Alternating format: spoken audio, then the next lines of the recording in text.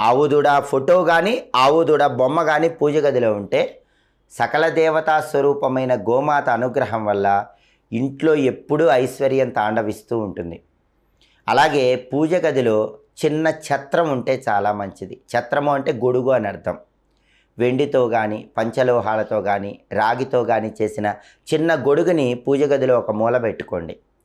ఛత్రం సమర్పయామి అంటూ దేవుడికి పూజ చేస్తాం. అందుకని ఛత్రం చిన్న గొడుగు ఉంటే చాలా మంచిది. అలాగే చామరం. చామరం అంటే పూజ పూర్తయిన తర్వాత ఇలా భగవంతుడికి ఉపచారం చేస్తాం. చామరంతో ఇలా వీస్తాం. దాన్ని చామరం అంటారు. చిన్న చామరం పూజ గదిలో ఉంటే చాలా మంచిది.